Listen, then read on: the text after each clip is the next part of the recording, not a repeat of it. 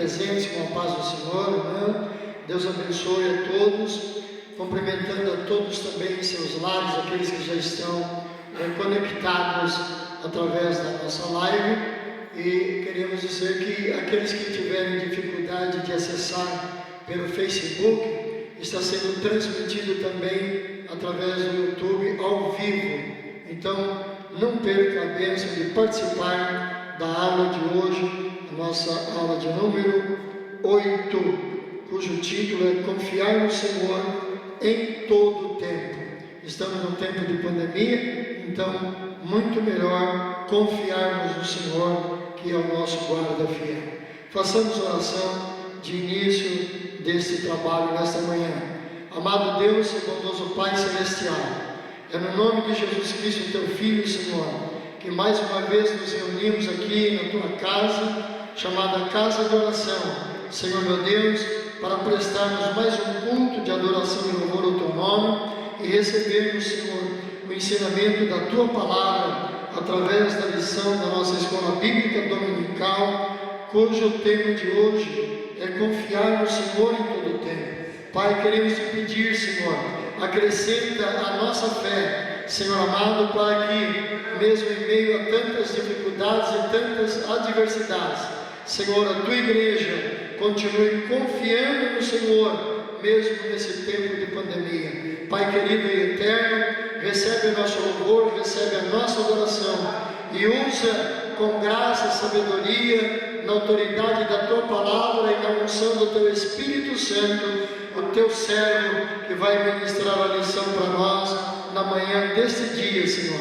Senhor, eu quero te pedir ainda que, segundo a multidão das tuas misericórdias, Senhor amado, que aonde esta live alcançar, adentrando aos lares, alcançando as famílias, se houver enfermos, que sejam curados para a glória do teu nome. Se houver alguém, Senhor amado, desanimado, que possa encontrar ânimo na tua palavra para continuar a sua jornada de fé. Senhor meu Deus, e se em algum lar houver desarmonia, Senhor amado, que através da tua palavra haja, Senhor, harmonia, haja conserto, haja restauração e haja renovação de vidas para a glória e para o louvor do teu nome, Senhor. Estas bênçãos nós pedimos em nome de Jesus. Amém, Senhor. Amém.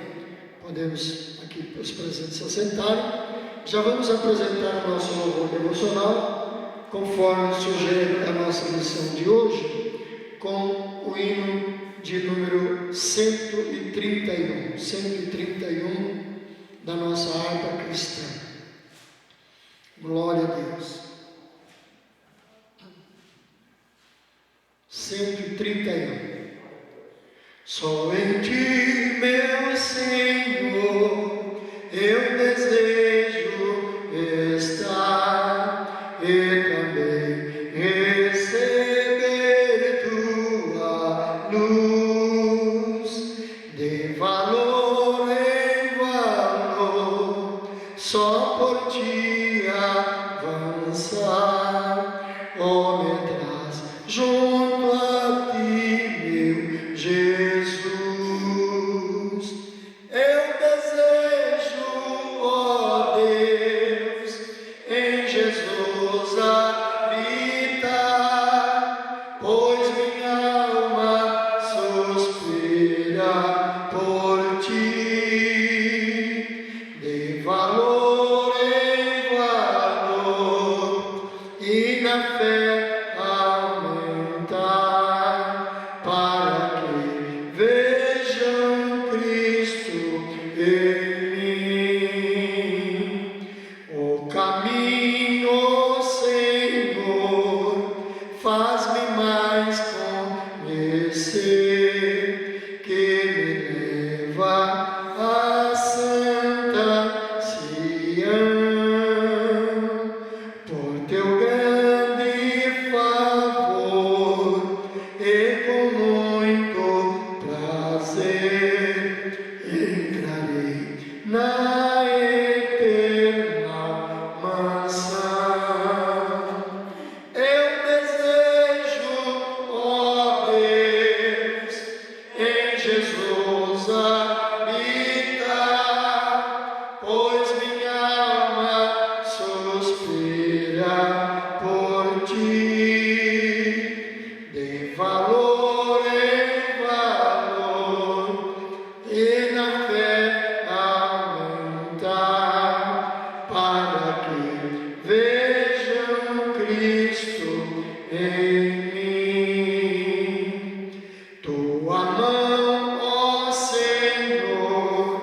queira me proteger e dos males daqui me livrar. Na manhã de esplendor, eu também quero ser dos fiéis que vão ressuscitar. Eu desejo, ó Deus, em Jesus habitar, pois minha alma suspira por ti. De valor em valor e na fé aumentar, para que vejam Cristo em mim. Amém? Que o nosso desejo nessa manhã seja realmente de em Jesus habitar, pois é o suspiro, é o anseio da nossa alma. Nós devemos ansiar por Cristo Jesus, para que de valor em valor a nossa fé possa aumentar, para que, confiando no Senhor em todo tempo, alguém possa ver Cristo em nossas vidas.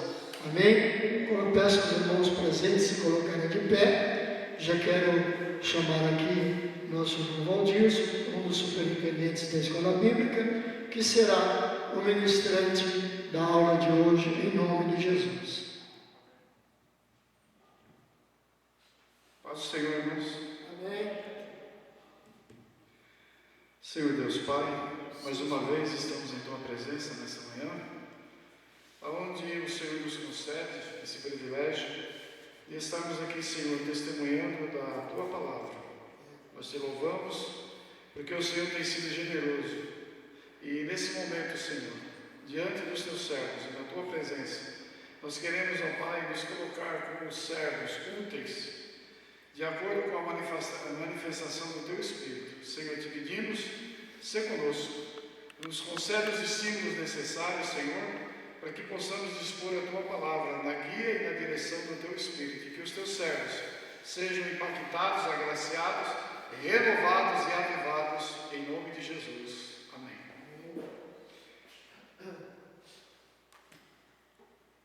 Graças a Deus, irmãos, mais uma oportunidade.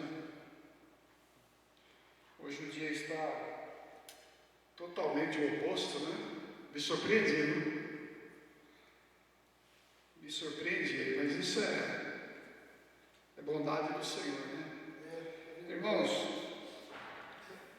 sem delongas, a lição de número 8, e o tema diz assim: confiar no Senhor em todo o tempo. Textual: Deus é o nosso refúgio e fortaleza, socorro bem presente na angústia. Salmo 46, verso 1. A verdade aplicada: a maior coragem se revela na crise, quando colocamos a nossa fé focada em Deus. Os objetivos da lição: destacar a importância de restaurar o altar, mostrar que o Senhor sempre envia socorro, explicar que o inimigo sempre se levanta para cair. O nosso texto de referência, Isaías 37, verso 36, 34, 35, 36 e 37, que diz assim: pelo que assim diz o Senhor acerca do rei da Síria: não entrará nessa cidade, nem lançará nela flecha alguma, tampouco virá perante ela com escudo, ou levantará contra ela tranqueira. Pelo caminho por onde vier, por esse voltará. Mas nessa cidade não entrará, diz o Senhor, porque eu ampararei essa cidade para a livrar, por amor de mim e por amor do meu servo Davi. Então saiu o anjo do Senhor e feriu no arraial dos assírios a 185.000. E quando se levantaram pela manhã cedo, eis que tudo eram corpos mortos. Assim, Senaqueribe, rei da Síria, se retirou, e foi, e se voltou, e ficou em Nínive. Louvado seja o Senhor. Os irmãos podem se sentar.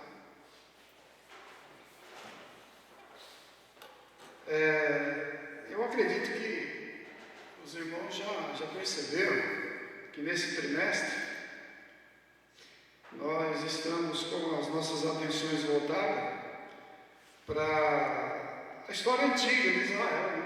A história antiga de Israel, onde o Espírito do Senhor ele tem nos concedido essa graça, esses estímulos para nós aprendermos um pouco do que foi, né, os acontecimentos, os fatos daquela realidade, né, que começa com a divisão do reino, em particular esses 13 assuntos aqui, a partir do ano 1022. Essas são 3 datas que eu acredito que todo cristão deveria memorizar e não esquecer nunca mais. 1022, a divisão do reino, né? 722, que foi quando o império, o reino do norte foi dissuadido pelos assírios, né? Que até então era uma potência que estava se assenhoreando do mundo na época. E no ano 585, quando o império babilônico, que já havia subjugado o império assírio, estava se protagonizando no mundo como o império principal, né? Então foi quando eles levaram cativo o reino de Judá, que estava em Jerusalém, por intermédio do monarca Joaquim, o rei Joaquim na época, né? Então, na lição de hoje, o tema que o bispo Abner propõe para nós estudarmos é confiar no Senhor em todo o tempo. Existe uma referência bíblica que o próprio sábio, né, acredita-se que foi Salomão quem escreveu, ele nos orienta com relação a não perdermos a nossa fé no dia mau. A não perdermos a nossa fé, ou seja, não perdermos os nossos estímulos e também não nos deixarmos levar pelo desalento, pois é uma realidade, né? O ser humano ele tem essa característica. Por mais preparado que ele esteja e por mais bem informado também que ele consiga estar, já diz os psicólogos que o dia mau, a circunstância adversa, ela é difícil do ser humano ingerir, né? Ou melhor, digerir. É muito difícil. Mas a realidade é que o sábio ele nos aconselha, né? Dizendo que no dia da prosperidade nós devemos gozar do bem e nos alegrarmos, tá? Isso é fato, é dádiva divina. Porém, no dia contrário, nós precisamos entender que é Deus que também nos concede esse dia contrário. E o maior exemplo do que nós estamos vivendo e falando aqui nesse momento, o que está escrito no livro do Eclesiastes, no capítulo de número 7, verso 14, né? O maior exemplo do que nós estamos vivendo hoje, meu irmão José, é essa crise, esse momento adverso, que veio de forma avassaladora, desalentadora e também de surpresa para com a humanidade. Isso é fato, isso é real. Pois eu acredito que nem os mais sábios poderiam prever esse episódio que nós estamos vivendo aqui. Nem os mais sábios poderiam prever. A Bolsa de Valores caiu, muitas pessoas que haviam feito planos acabaram tomando grandes prejuízos, né? A depressão veio, a depressão veio, desestruturou psicologicamente muitas pessoas, até mesmo muitos crentes, né, fiéis em Cristo Jesus, se deixaram levar, ou seja, foram sucumbindo diante dessa nova realidade. Porém, a palavra, ela nos estimula, ela nos exorta, dizendo, através do assunto de número 8, que em todo tempo nós devemos confiar, né? Há quem diga que o tempo, ele é passageiro, há quem diga que o tempo, ele não tem tanto significado para a nossa vida, mas a reflexão que devemos fazer, irmãos, é que o tempo, ele é um bem que Deus nos concede para nós aqui nessa vida, para nós vivermos, né? Para nós vivermos. Nós já vimos que cada ser humano aqui nessa terra, ele tem um tempo, né? A Bíblia vai registrar no livro dos Salmos, no capítulo de número 90, né? Dizendo que a duração da nossa vida é 70 anos, ou seja, é o tempo que Deus nos permite.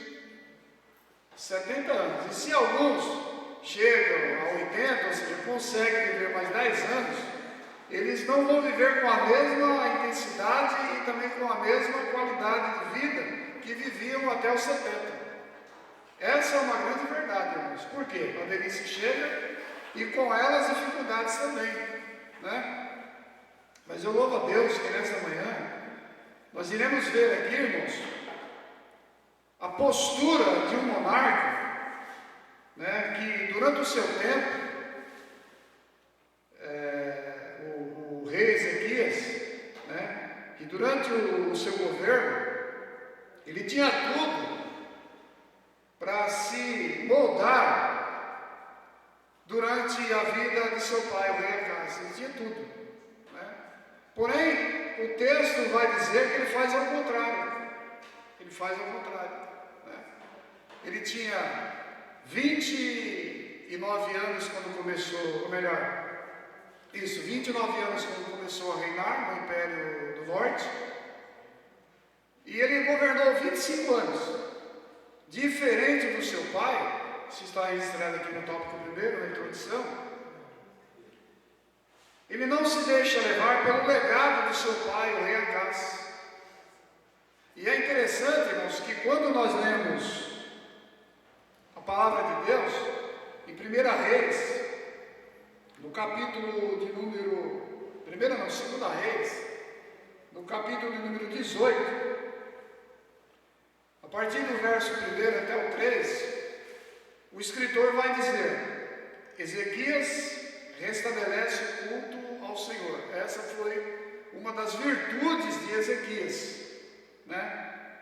E sucedeu que no 3º ano de Oséias, filho de Elá, rei de Israel, começou a reinar Ezequias, filho de Acás, rei de Judá. Tinha 25 anos de idade quando começou a reinar, e 29 anos reinou em Jerusalém. E era o nome da sua mãe Abi, filha de Zacarias. E fez o que era reto aos olhos do Senhor, conforme tudo o que fizera Davi, seu pai.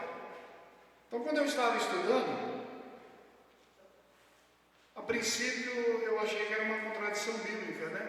Pois o pai do rei Ezequias, os irmãos sabem, como está aqui no capítulo 29 de 2 Crônicas, era o rei Acás, que durante todo o seu governo havia feito o que parecia mal aos olhos do Senhor. Ou seja, levou o povo à idolatria, edificou altos, né, postes altos, bosques para adoração a deuses estranhos, Baal, Astarote, Aserá.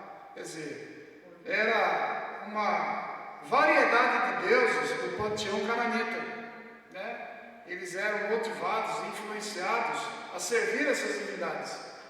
E durante o reinado de Acás, ele se deixou levar pela idolatria e assim leva os seus súditos, o povo, à idolatria também, irmãos. O texto está dizendo aqui que Ezequias, filho de Davi, Davi seu pai. Eu não entendia, né? Mas aí a gente vai perscrutando um pouquinho mais e a gente vai entender que Ezequias, ele se espelha como pai espiritual Davi, que é um exemplo, um modelo para todos os reis do Império do Norte. Quer dizer, ele deixa de valorizar o legado de seu pai para se firmar, né? Imitar a fé espiritual de Davi. E aqui eu paro para fazer uma breve reflexão, irmãos. Olha que coisa interessante. Normalmente a gente ouve se dizer, né? Isso é um adágio popular, né? Que tal pai, tal filho, tal filho, tal pai. Mas aqui a gente observa que é uma quebra de paradigma, né? Nem sempre a regra da maioria, irmão Gilson, ela prevalece. Nem sempre a regra da maioria quer dizer que eles estão de todo certo.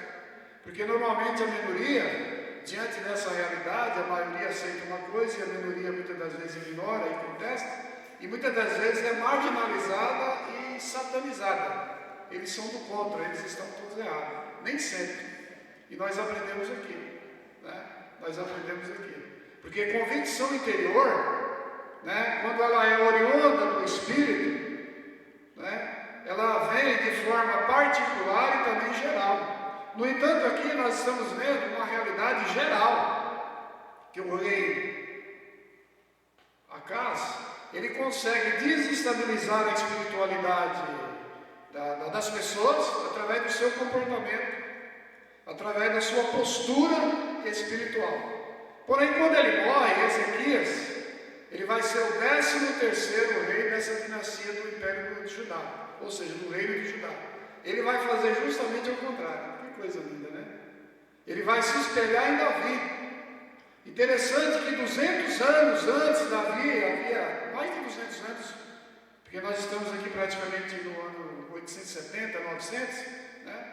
E o reino se dividiu em 1022, quer dizer, mais de 200 anos haviam se passado e a mente de Ezequias estava onde? No legado profético, no legado político e espiritual que Davi havia deixado. Olha que coisa linda, que coisa maravilhosa nós aprendemos aqui, né? Então o escritor aos Hebreus, no capítulo de número 13, verso 7, ele vai contextualizar, irmãos, esse assunto, dizendo, os irmãos que têm a Bíblia, aí vamos ler Hebreus 13, 7, para nós entendermos o que está acontecendo aqui nessa época. Olha que coisa maravilhosa, irmãos, para nós compreendermos melhor.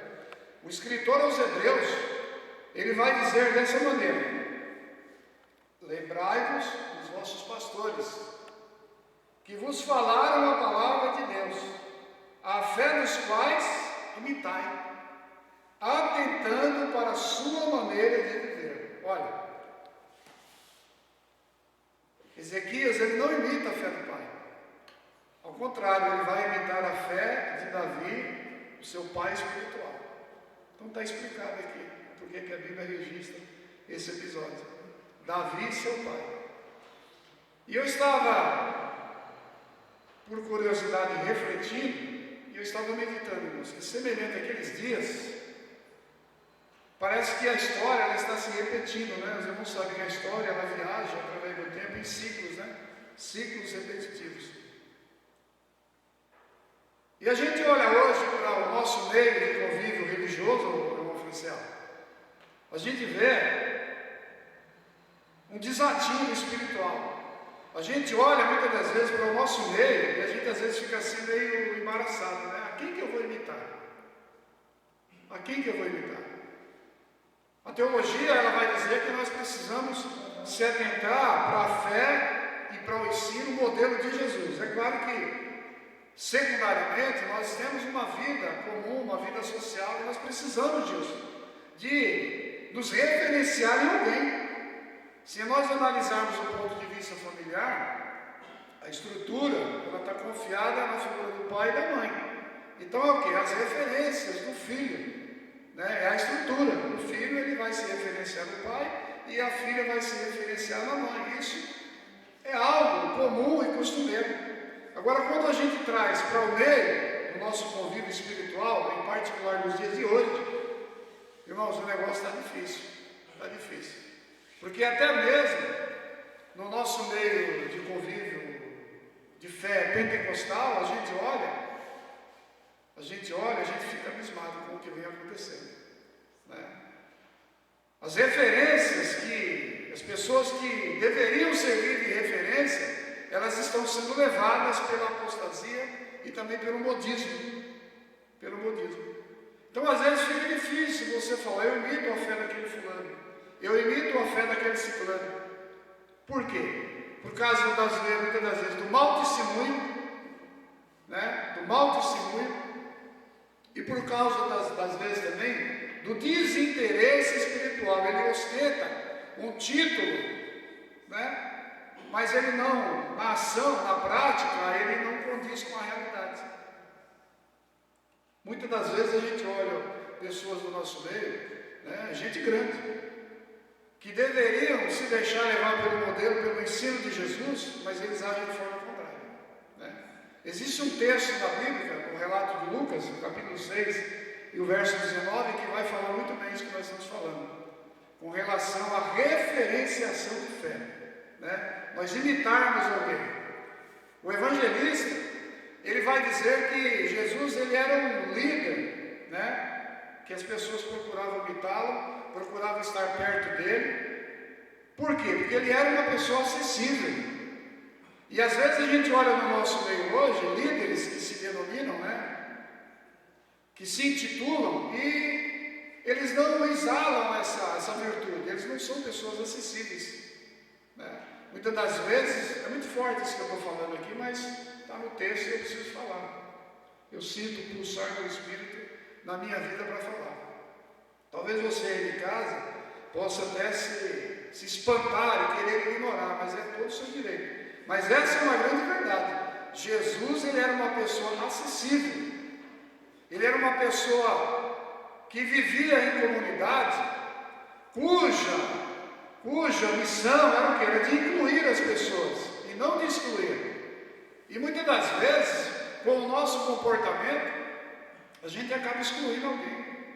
Por quê? A gente não tem aquela carismática, né? A gente não tem aquela carismática. Às vezes nós temos o título, mas não temos o carisma.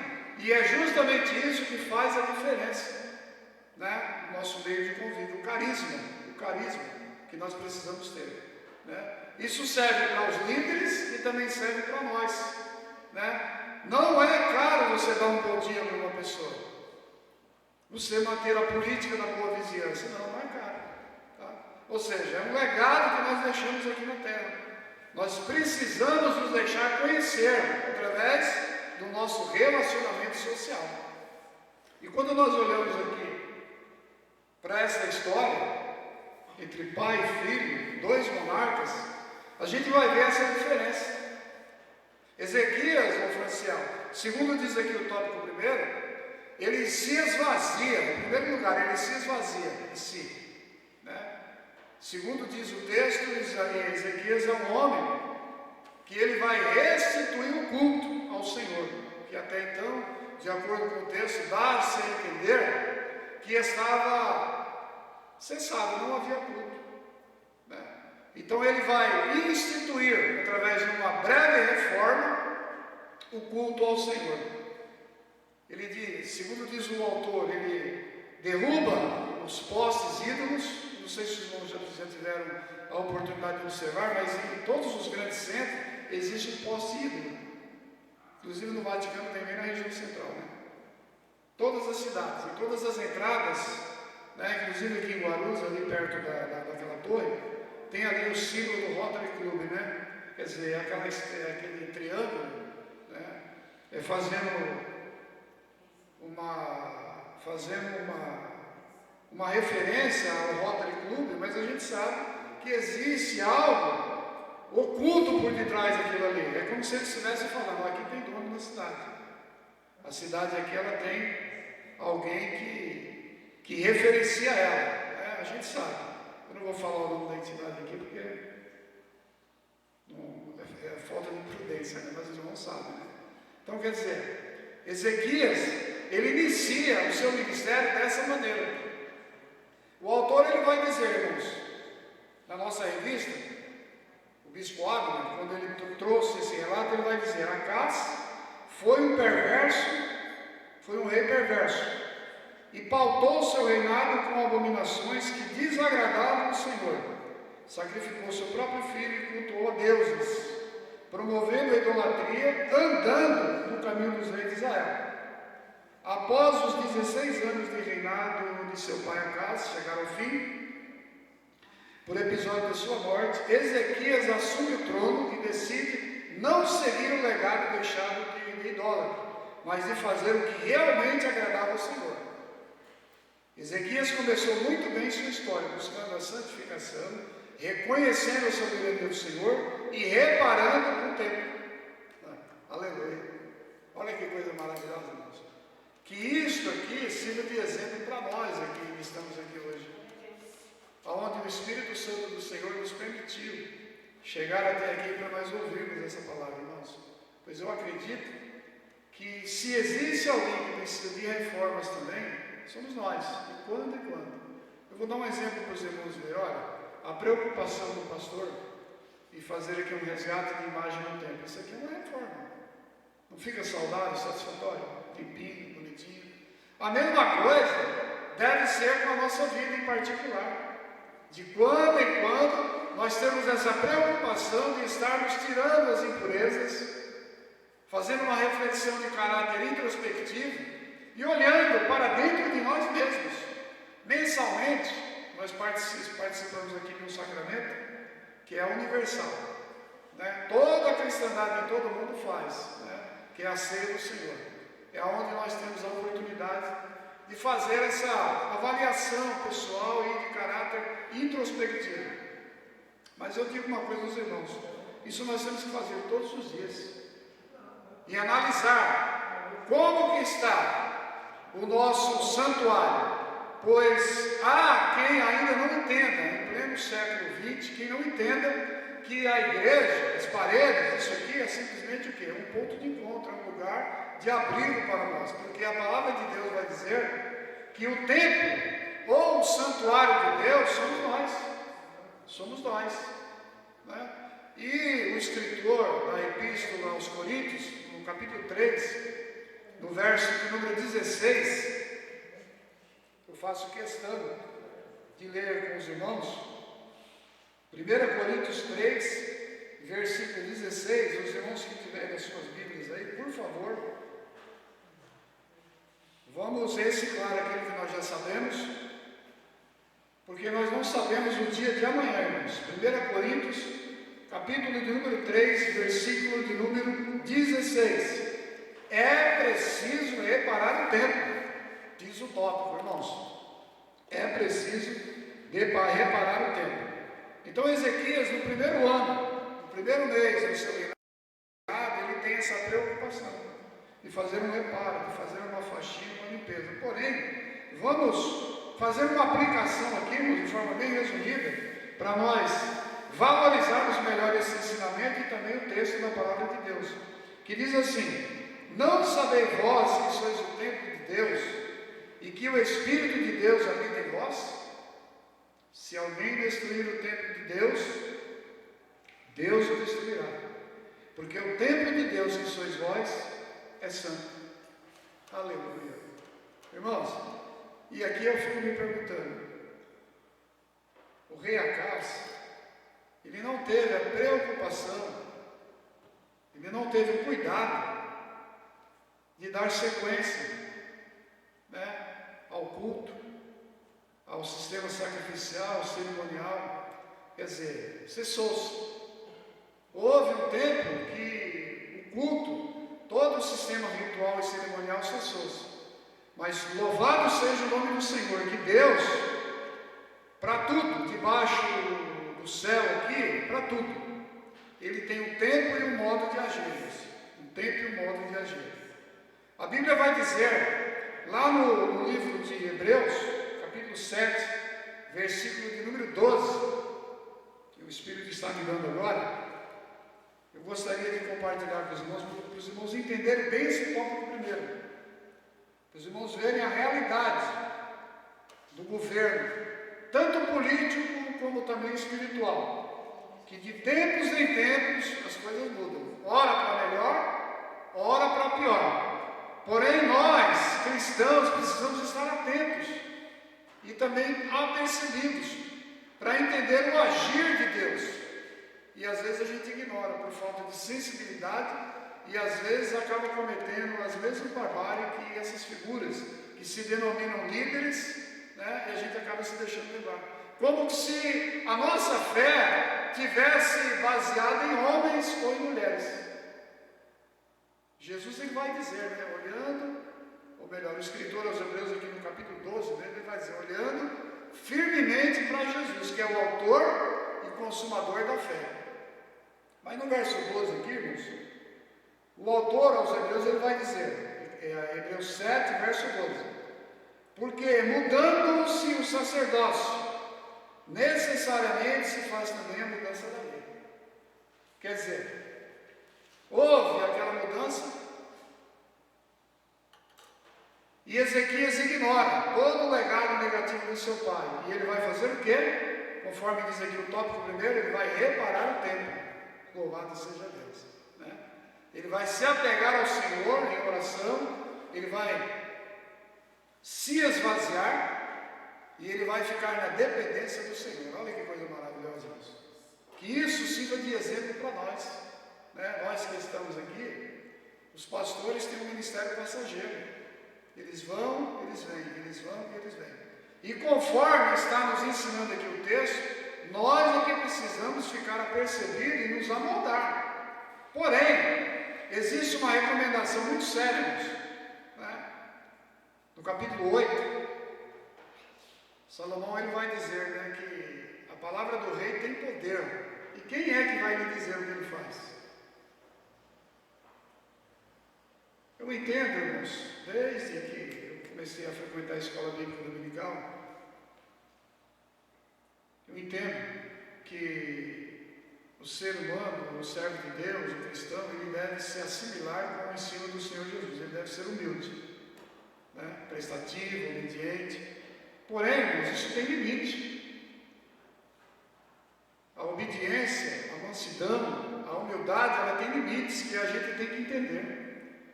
E lamentavelmente, nos dias de hoje, isso aqui é muito forte o que eu estou falando, o Franciano vai entender o que eu estou dizendo. Existem pessoas que eles não são humildes, não são obedientes, eles são subservientes. Porque muitas das vezes está vendo o mal e acaba compactando com o mal, Jesus. Isso não é humildade, isso não é submissão, isso não é fidelidade, isso é subserviência. E Deus te dá o direito, Jesus, de você reprovar, de você refutar. Quer um exemplo?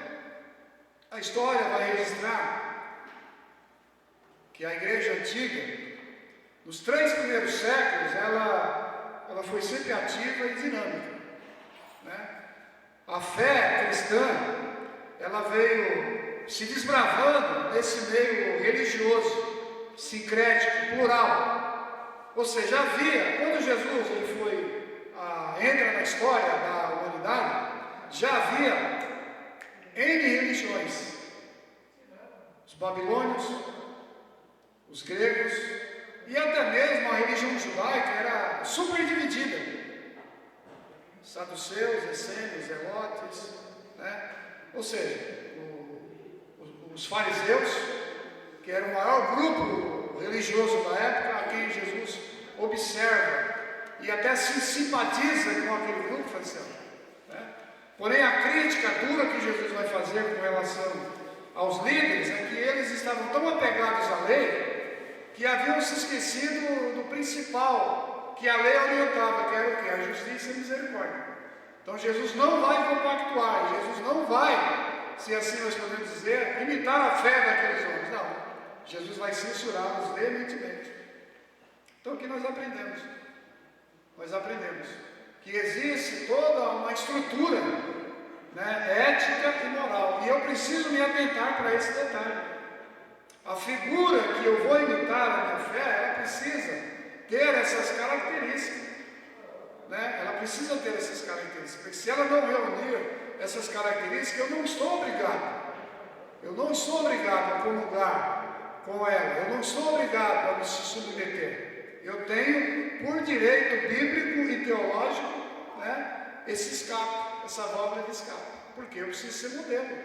Se eu não sou modelo, eu não tenho como obrigar as pessoas a imitar a minha fé. É o que acontece nos dias de hoje, assim como aconteceu naqueles dias. As pessoas deixavam de ir no templo, porque Anás e Caifás já não eram mais modelos de religiosidade, de ética e de moral, não. Porque havia todo um sistema estruturado. Os irmãos sabem que o sinédrio religioso da época era a maior autoridade, né, religiosa da época, estava ligada ao sinédrio. Então, segundo diz a história, eram 72 homens, que teoricamente eram homens da mais alta capacidade ética e moral. Porém, nos dias de Jesus, as coisas parecem que estavam se desencadeando de forma desfavorável. Quer dizer, eles haviam se tornado, de uma certa forma, imorais. Tanto é que no relato da crucificação nós vamos ver, né, que eles fazem ali uma trama na quinta-feira, muito rápida, forjada, né, sem ter todos os membros reunidos, e ali eles vão sentenciar Jesus à cruz, ou seja, vão reprovar Jesus de uma vez por todas. Né? Mas nós estamos aprendendo aqui, irmãos, que é preciso reparar o tempo. É preciso. Independente se eu frequento uma instituição ou não. Nós que temos o conhecimento de Jesus, nós precisamos disso. Fazer essa introspecção. Né? De ver, fazer uma análise pessoal da nossa vida, esquecer o outro. E fazer a análise com a nossa vida. Porque para nós mudarmos o mundo, nós precisamos primeiro mudar a nós mesmos. É isso que nós temos aprendido. Irmãos, para nós finalizarmos esse tópico primeiro aqui, é muita coisa que tem para falar, mas eu quero resumir. Ele vai dizer assim, olha, por causa da humildade de Ezequias diante do Senhor, honrando o Altíssimo diante do povo, ensinando-os a fazerem o que agradava ao Senhor, Jerusalém foi poupada das mãos dos assírios. Deus ouviu o clamor de Ezequias e se agradou de seu posicionamento.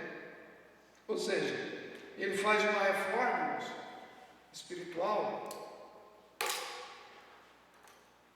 O capítulo 31 de Reis, 2 Reis, vai dizer que houve um impacto diante daquela reforma.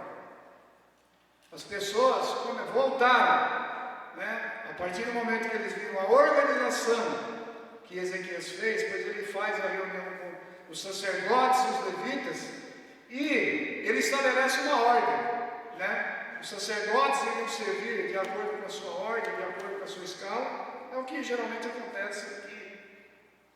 Tem uma tabuletazinha ali que a gente olha, né? Isso é de praxe, né? Estabelece um cronograma, né? E determinado dia, determinada hora, determinado culto, tem alguém aqui para prestar serviço a Deus, para dar a continuidade do culto. Afinal, o pastor não faz tudo sozinho, né, pastor? Não tem como fazer, né? Precisa das pessoas, né, se agregarem juntamente a ele, para que o desenvolvimento do culto, da obra de Deus, ela transcorra dentro da sua normalidade. É uma distribuição de tarefas, né? É assim que Ezequias fez. E as pessoas viram aquele modelo, aquela reforma, e elas se sentiram compungidas pelo Espírito e voltaram ao processo de dizimar, ao processo do sacrifício. Quer dizer, havia um avivamento. Né? E houve o quê? Uma progressão espiritual, houve um progresso espiritual durante o reinado daquele homem. É uma coisa muito maravilhosa. Tá? Então, aqui no tópico 2, para que os irmãos entendam, né? O nosso orientador ele vai dizer que para haver um avivamento, Franciano, para haver um avivamento, e Deus quer promover esse avivamento, ele vai dizer que nós precisamos nos pautar mediante a esses quatro pilares, que são arrependimento, número 2, querer a presença de Deus, e número 3, buscar a comunhão divina, e número 4, orar. Interessante, irmãos, que conforme nós estamos observando nos dias de hoje, o modismo religioso que vem se introduzindo, né? Eles tentam de todas as formas desestruturar esse princípio. Isso é princípio, irmãos. Não muda, nunca vai mudar, né? Sem oração não tem avivamento. Eu estou falando de avivamento em um aspecto aqui pessoal. Porque quando eu estou avivado, a tendência é as pessoas olharem a mim como referência e procurarem descobrir, mas por que ele é assim? Quer dizer, se avivar também, né? Quer dizer, o rei avivado, ele proporcionou à nação um avivamento, uma postura. Eles saem da apostasia e vão se chegar a Deus mediante a postura do rei, que volta-se para Deus. É aquilo que o profeta Isaías vai dizer no capítulo 55, no versículo de número 7. Os irmãos que tiverem a Bíblia aí, vamos meditar aqui rapidamente, irmãos, para os irmãos verem o fundamento da palavra de Deus. Olha que coisa maravilhosa. Isaías 55, versículo de número 7. Melhor, vamos começar no número 6 e 7, que diz assim: buscai ao Senhor enquanto se pode achar, invocai-o enquanto está perto. Deixe o ímpio o seu caminho e o homem maligno os seus pensamentos, e se converta ao Senhor, que se compadecerá dele. Torne para o nosso Deus. Irmãos, olha que coisa linda, irmãos. Torne para o nosso Deus, porque grandioso é em perdoar. Foi isso que fez a nação. A nação, diante do ministério e do reinado de Ezequias, ela está se tornando para Deus, saindo da apostasia e se tornando para Deus. Olha que coisa linda, irmãos. Através da referência, através do imitar a fé do homem de Deus, eles estão tornando para Deus. E Deus, de bom grado, eu quero crer, está se alegrando, está se agradando dessa postura. Então aqui, irmãos, eu paro para fazer uma reflexão. Como que está a nossa postura diante de Deus? Não é diante do pastor, não é diante do ministério, não, diante de Deus. É algo muito pessoal a fé. A fé cristã, ela é pessoal, de caráter pessoal. Eu não posso salvar o meu marido, eu não posso salvar o meu filho. Salvação é individual. Então, como que está a nossa postura diante de Deus? Lembrando, meus irmãos, que nós somos referência. Pois Jesus disse que através dos nossos relacionamentos, nós seríamos identificados. Jesus, ele chega até a dizer, né, que não pode uma candeia ser acesa e ser colocada debaixo do alqueire, mas no velador, para que dê luz a todos os que estão na casa. Olha que coisa linda.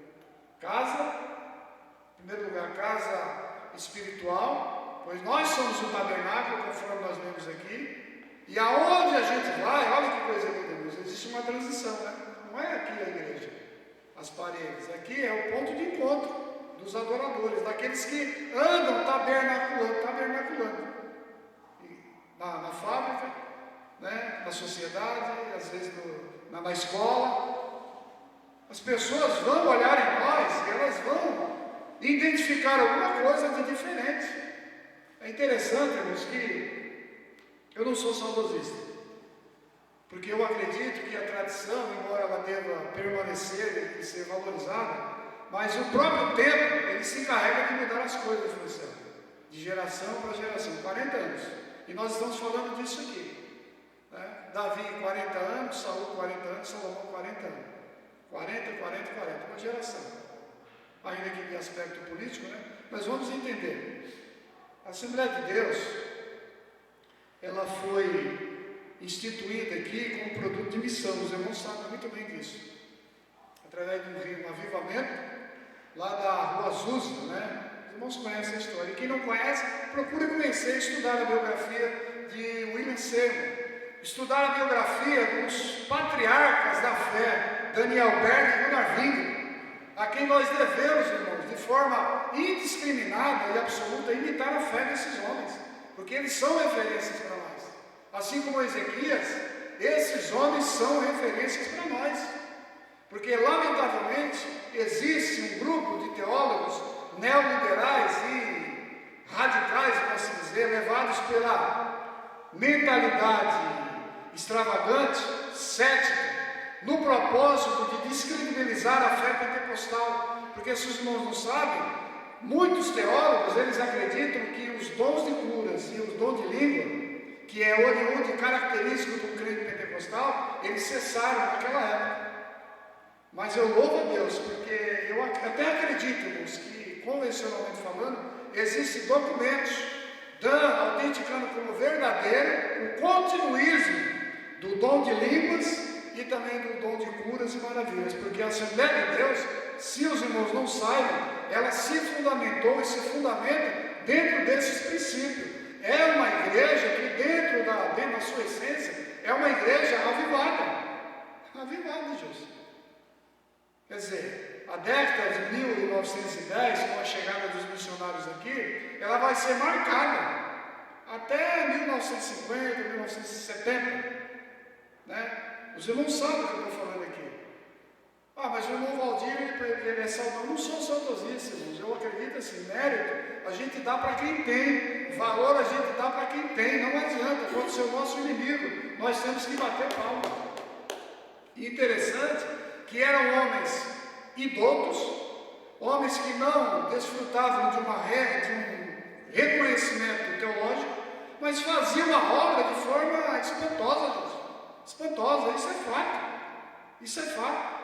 Recentemente eu fiz uma releitura, né, numa biografia que comenta o Evangelho desde seus primórdios, desde 1876, com o Charles Fox Parham, até o William Seymour, o William Seymour, a Daniel Berg e Gunnar Wingren, e depois aqui, entendeu? Em 1928, com a cisão, né, do Ministério de Madureira com a CGADB, quer dizer, vários argumentos, quer dizer, que a gente aprende, através de um ponto de equilíbrio, fazer a nossa reflexão e entender o momento, o que estava acontecendo na época.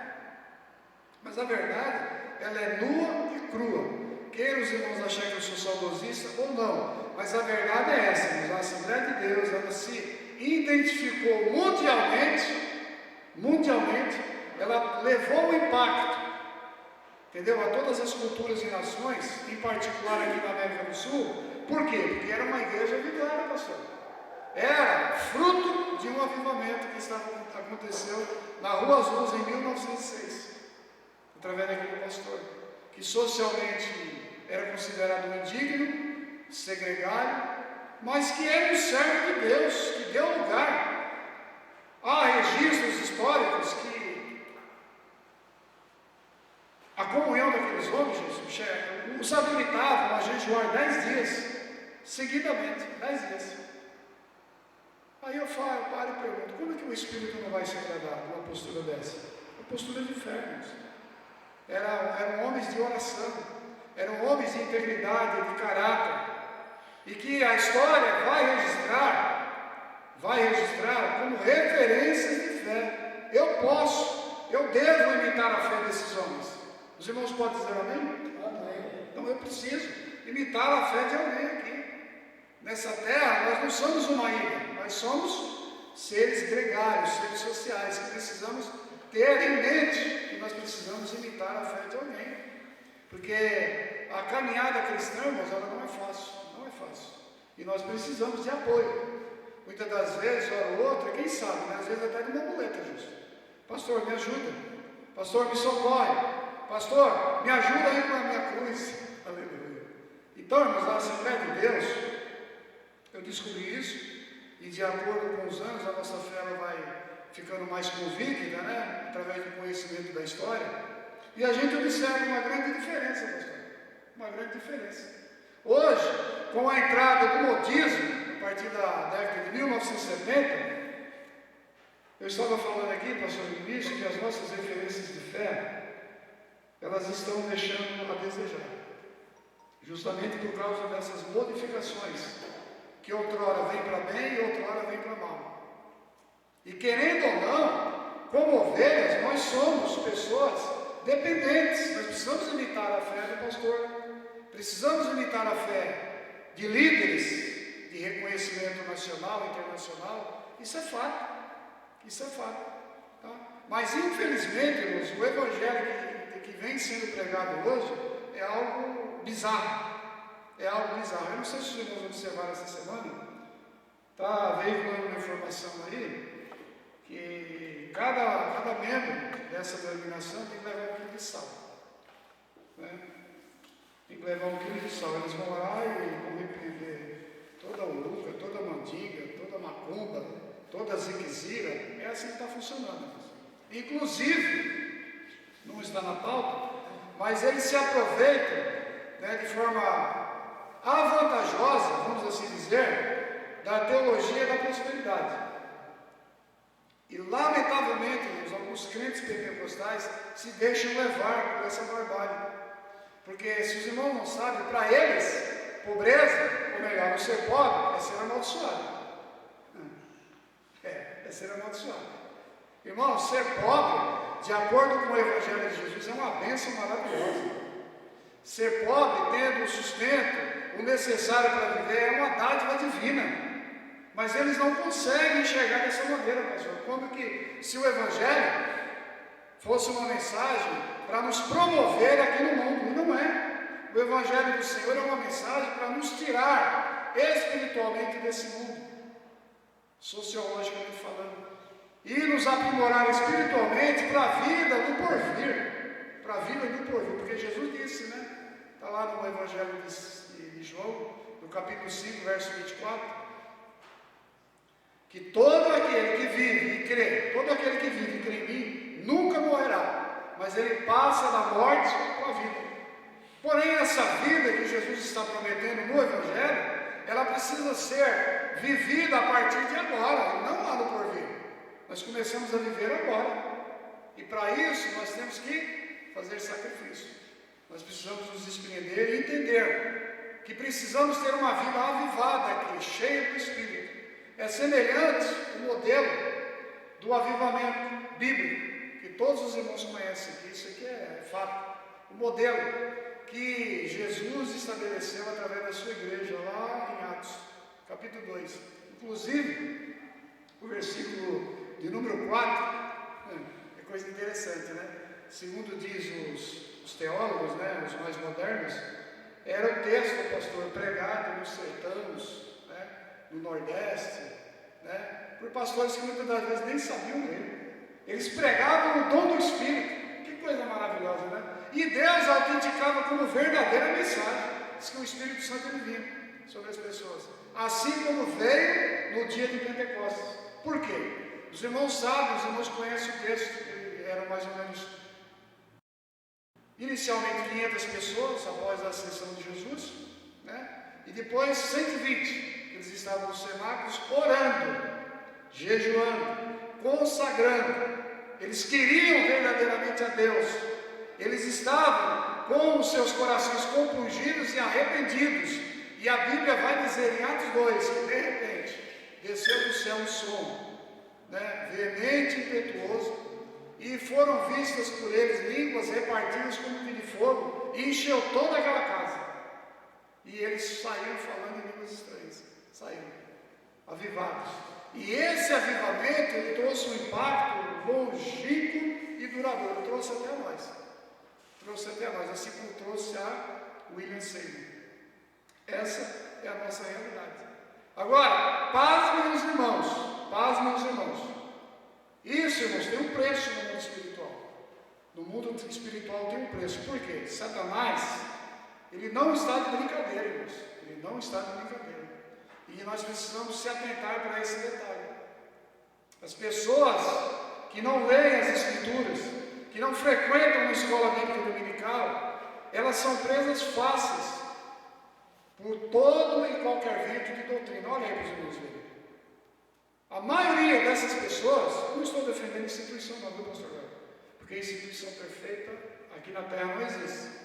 Porém, como eu já disse aqui, né, tem umas hoje que estão num patamar de superioridade, né?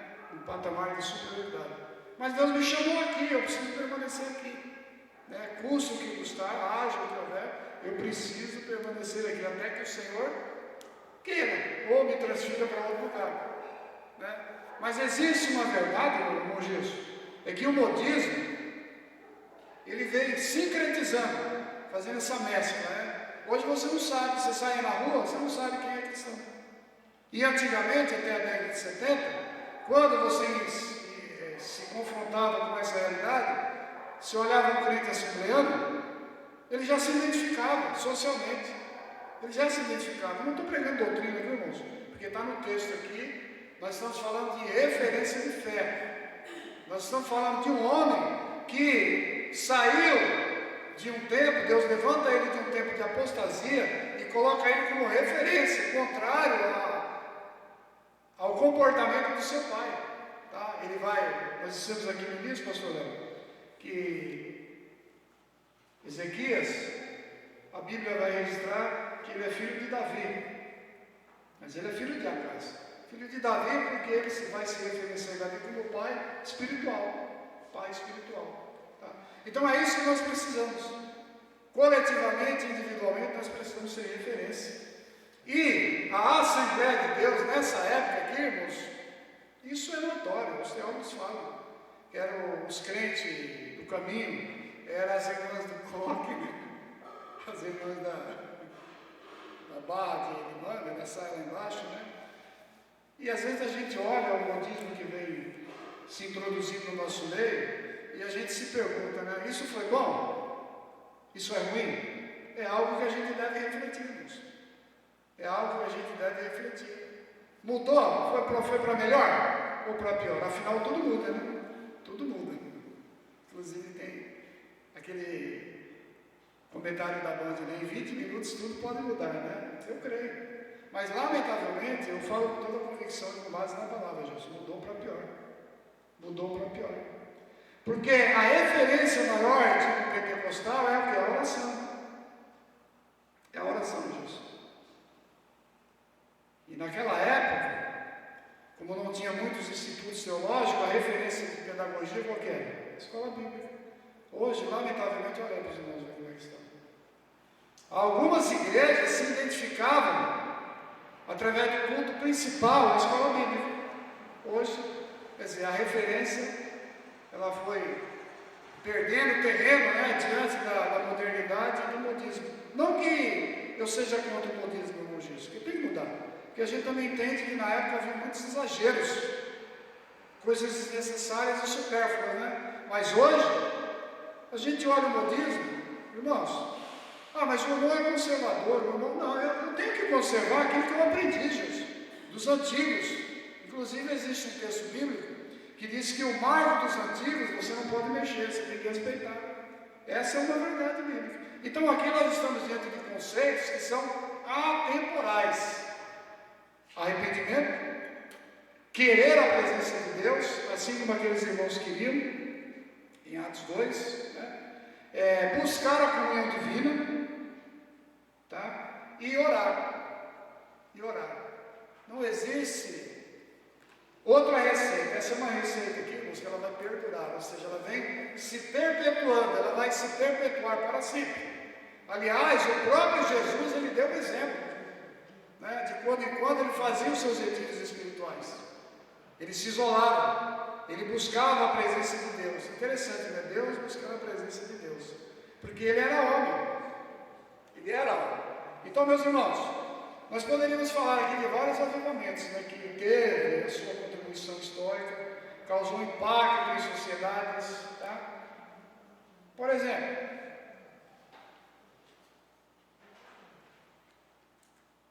o próprio avivamento, irmãos, que se perpetuou no meio protestante através de Lutero. Claro que Lutero ele foi o grande impulsionador da história. Os irmãos sabem que a igreja a instituição na época, ela figurava acima da política, né? Então os papas, eles se intitulavam como deuses, né? E a história vai registrar a partir do período do Baixo Império, a partir do século III ao século XII, a igreja ela vai abrir as portas para o mundo, se assim a gente pode dizer. Meus irmãos sabem que Constantino, por ostentar a figura de sacerdote e de sumo pontífice, primeiro, ditador político e sumo pontífice, né? Ele fez algumas mudanças na igreja. Até então ele era uma referência cristã, porque segundo diz a história, ele aceitou Jesus, ele e a sua família, né? E ele achou necessário fazer algumas mudanças, né? O historiador Suetônio, que é um historiador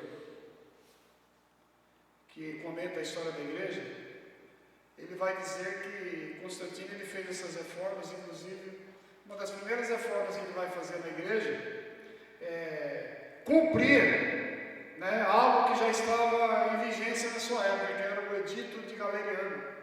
Eu não sei se o irmão já ouviu falar. Galeriano também foi um imperador antes de Constantino, que ele havia promulgado um edito de cessação de perseguição da igreja. É aquilo que os historiadores vão dizer, né? Que o século III foi um século de perseguição, do 1 ao 3. E do 3 ao 12, vamos assim dizer, foi uma época que cessou a perseguição, então foi uma época de tolerância, a época da Baixa Idade Média, né? Tolerância. Só que essa tolerância ela foi tanta que o pecado se assimilou da igreja e também da mentalidade dos papas, tá? Então a primeira mudança que ele fez foi trocar o dia da adoração, que até então no Ocidente era domingo, ele coloca como sábado. Quer dizer, ele mudou as leis conforme o seu desígnio. Inclusive, o Papa da época, né, que era o líder espiritual, a referência, que as pessoas muito imitavam, era o Papa Eusébio, um servo de Deus, um homem cujo caráter ético e moral era assustador. Ele se viu obrigado, diante dessa pressão política, de mudar o dia aqui no Ocidente de adoração, ou seja, no Ocidente, né? Promulgar através de edito. Está lá em Daniel 7:25, Daniel 8:12, né? De mudar esse dia da adoração para o domingo. É algo muito controverso que não vale a pena, mas olha para vocês verem o que é uma referência, tá? E com isso, a partir desses séculos, né? A igreja ela veio sofrendo uma decadência muito grande, muito grande. Mas no século XII, é tipo um efeito gangorra.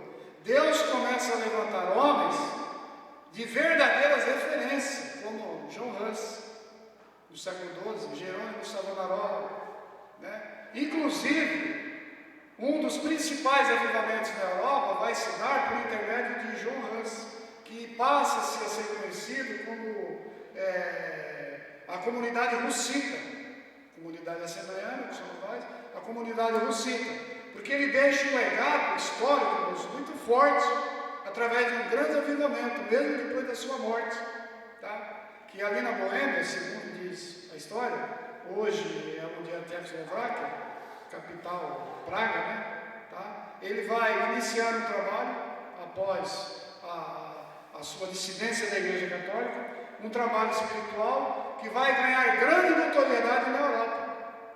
Grande notoriedade. Inclusive, segundo a história vai dizer, em uma dessas campanhas missionárias na África e também na Inglaterra, eles vão ganhar para Jesus John Wesley. Os irmãos conhecem a história. Um grande avivalista inglês, que faz um trabalho maravilhoso. Segundo a história, diz que John Wesley pregou 800 mil sermões, gente. Fruto desse avivamento, né, dos moravianos, ou seja, moravianos que tinham como pessoa de identidade, ou seja, pessoa que eles imitavam a fé, o Conde Zinzendorf. É uma história linda, é muito vasta a história, tá? É muito vasta, aqui acaba dando uma contribuição vasta na Europa. Então essas pessoas, houve um período em que eles passaram orando dia e noite, dia e noite. Eles levantavam como se fossem, como se diz, meu Deus,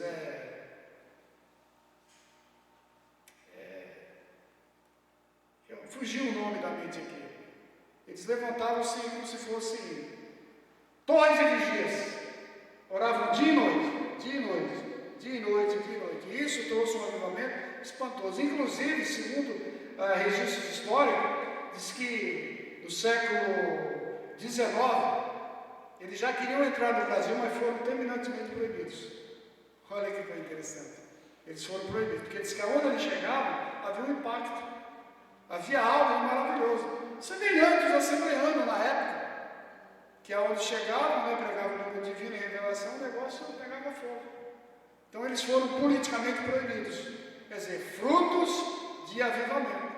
Agora, eu quero terminar esse tópico aqui, irmãos, para me fechar o tópico 3, dizendo uma coisa, irmãos, nós podemos ser essa referência também, porque Deus não mudou.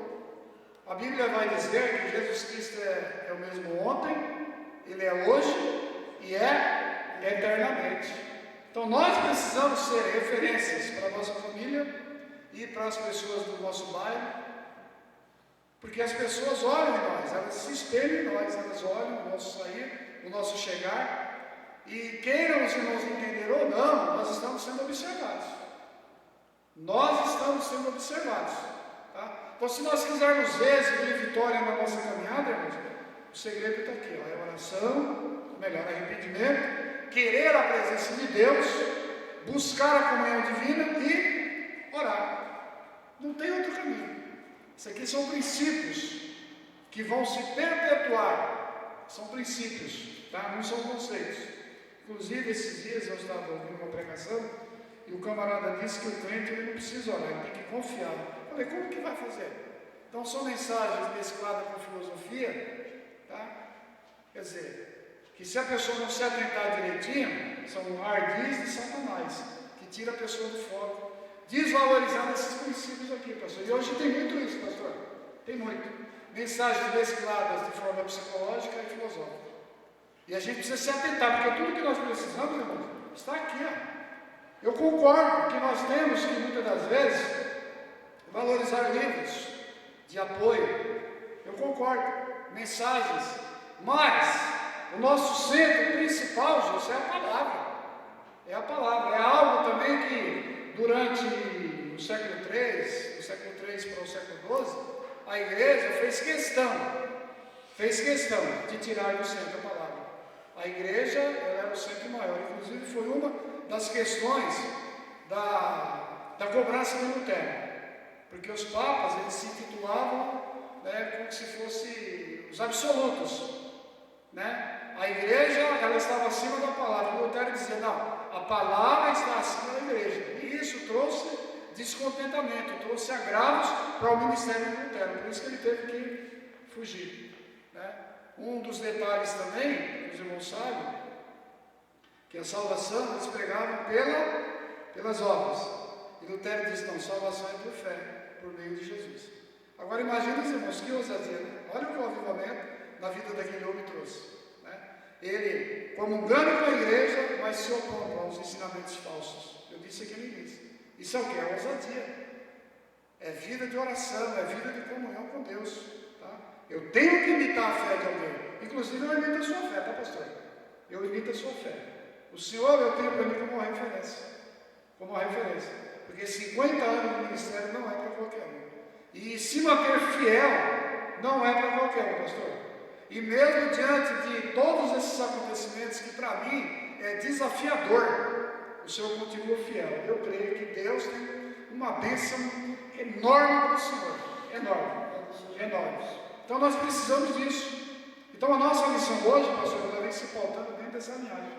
Assim como Ezequias, ele teve como referência Davi, ignorando o legado negativo de seu pai, nós cristãos aqui precisamos também de imitar a fé de alguém. Nós precisamos de nos referenciar, para sermos referenciados. E graças a Deus, nessa manhã, saibam, irmãos, uma coisa, todos os que estão aqui, nós não estamos aqui por acaso. Estamos aqui porque o Espírito Santo nos trouxe aqui para nós aprendermos a palavra do Senhor. Porque futuramente, quer os irmãos entenderam ou não, nós vamos precisar disso aqui. Para discipular alguém, para orientar. E nós precisamos estar imunizados. Amém, meus irmãos? Eu gostaria muito que esse culto aqui fosse o culto principal da igreja. Eu já disse para o Franciel. Mas não é como nós queremos, é como Deus quer. Tá? Mas os irmãos que estão aqui, sintam-se agraciados em nome de Jesus. Amém, irmãos? Glória. Para nós finalizarmos, o tópico do número 3. Um socorro bem presente. Olha, irmãos. Reparou o altar, colocou as coisas em ordem, né? Buscou o avivamento. No mundo espiritual, irmãos, algo vai acontecer. Vai acontecer. E é justamente isso que nós iremos observar aqui no tópico 3. O inimigo ele vai se levantar com afronta. Então, desde cedo, eu sempre ouvia os meus pastores antigos dizer, né, que o crente ele precisa tomar muito cuidado, porque após um longo período de oração, de jejum, isso vai incomodar no mundo espiritual. Inclusive, eu tive o privilégio de ouvir mensagens que para mim foi de grande edificação com relação ao ritmo que a gente impõe na caminhada, Jesus. Com relação ao ritmo. Por quê? Na proporção que você avança no mundo espiritual, o inimigo ele vem também na sua volta. Você promove descontentamento no universo espiritual. E é o que está acontecendo aqui. A postura do homem de Deus, tá? Ela causou no inferno. Eu não estou espiritualizando, mas é uma realidade. Tá? Ela causou no inferno. Olha o que vai acontecer aqui. Tópico 3.1. Afrontas, uma arma diabólica. Diante da invasão, Ezequias fortificou os muros, garantiu o abastecimento de água na cidade e motivou o povo para que não temesse a Senaqueribe, pois Deus estaria com eles naquela batalha. Olha, o que está acontecendo aqui, irmãos? Dentro da geopolítica, é algo que muitas das vezes a gente desconsidera no texto bíblico, né? Mas é fato, acontece. Naquele tempo haviam 3 grandes civilizações que estavam se despontando como grande potência. Os assírios, que até então estavam se assenhoreando do mundo, que já tinham dizimado o Reino Norte, né, em 722, olha, 10 tribos, eles haviam dizimados. E agora, Senaqueribe, ao ver a postura do rei Ezequias, ele está incomodado. Ele está incomodado, pastor. Na Bíblia de Estudo Pentecostal, na página 603, tem um registro ali que eu achei interessante, pastor. O reino de Judá, né? Eram várias cidades. E o comentarista, na Bíblia Pentecostal, ele vai dizer que 46 cidades o rei da Síria, Senaqueribe, já havia dominado. E só faltava Jerusalém. Aleluia. Irmão, eu vibrei com aquilo. Por quê? Porque tanto interesse. Irmão, o diabo é assim. Quando você não serve a ele vai querer te subjugar de todas as maneiras, porque ele quer, você está incomodando. Porque se você não é por ele, você é contra ele. É assim também no mundo espiritual com Jesus. Quem não é com Jesus é contra Jesus. Não adianta. Não adianta.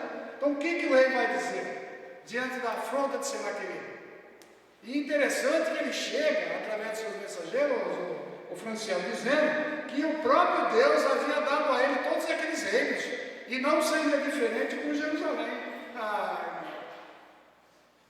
E nem diz outro, né? Caiu do cavalo, né? Porque a regra da maioria, eu disse aqui no começo, pastor, não significa que a minoria não seja observada e seja também mentirosa, não. Porque ali tem uma minoria. Ezequias, como o império, ou o reino de Judá, que não havia se curvado. Inicialmente ele até tentou mandar imposto para Senaqueribe para manter a paz. Mas depois, pelo Espírito de Deus, ele se esvaziou. Não. E Deus se agradou dessa postura. Deus se agradou dessa postura. Então, vejam bem, meus olha. 1 Reis, para a gente finalizar essa história.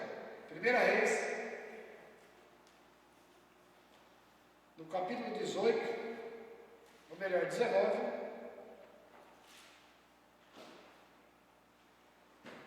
verso de número 14. Esse texto aqui é maravilhoso, irmãos. Diz assim o texto. Segunda Reis, irmãos, capítulo 19, do versículo 15 ao 19. Olha que coisa linda, linda, linda, irmãos, que edifiquem muito a nossa fé. Diz assim: recebendo, pois, Ezequias as cartas das mãos dos mensageiros e lendo-as, subiu à casa do Senhor. E Ezequias as estendeu perante o Senhor. Olha isso. Quando eu estava lendo esse texto, eu lembrei que eu moro ali na Missa, e todas as vezes que eu venho para cá, eu estou subindo, né, pastor? Por lá. Não é à toa, né? É subindo. Jerusalém é sempre subindo, tá? Diz assim, a oração do servo de Deus: inclina, Senhor, o teu ouvido e ouve. Abre, Senhor, os teus olhos e olha. E ouve as palavras de Senaqueribe, que enviou a estes para afrontar o Deus vivo. Verdade é, ó Senhor, que o rei da Síria assolaram as nações e as suas terras, e lançaram os seus deuses no fogo, porquanto deuses não eram, mas obra de mãos de homens, madeira e pedra. Por isso os destruíram. Agora, pois, ó Senhor nosso Deus, se servido de nos livrar da sua mão, e assim saberão todos os reinos da terra que só tu és o Senhor Deus. Então essa foi a oração de Ezequias. Que coisa maravilhosa. Irmãos, irmãs, seja qual for a afronta, a dificuldade que você estiver passando, vamos se referenciar nessa palavra. Vamos imitar o rei Ezequias. Vamos orar. Ó Senhor, tem misericórdia. Porque se existe uma coisa autêntica e verdadeira, é que Deus ouve a oração. Deus ouve, não adianta. E é triste dizer, mas quanto mais você se apega, quanto mais você se devota, quanto mais você busca, parece que as coisas muitas vezes parece que começam a girar ao contrário. É uma coisa infernal. Mas sabe o que é isso, irmãos? É algo do inferno. Porque o inimigo, ele quer desestimular a nossa fé, ele quer retardar a nossa caminhada. Então peguemos como exemplo aqui o Ezequias, e em particular essa oração aqui maravilhosa. Agora, para nós finalizarmos, irmãos, eram 185 mil soldados. Irmão, a derrota é certa. A derrota é certa. Né? Aparelhados com carro, tranqueira. Imagine os irmãos, uma superpotência. Para que os irmãos entendam e a gente se situar melhor no tempo, no texto, vamos considerar, por exemplo, os Estados Unidos da América. Eu estava vendo ontem à noite, no celular da Serva de Deus ali, eles têm a média de 1.800.000 soldados efetivos. 1.800.000 soldados. A China tem 2 milhões, quase 1 milhão a mais. Porque são potências, né? A Rússia tem 1.800.000. Agora, pasmem os irmãos, a Índia, que a gente olha, né, aparentemente tão insignificante, tem 1.300.000 soldados. Tá? E Israel, que ocupa 0,2% da faixa de terra do mundo.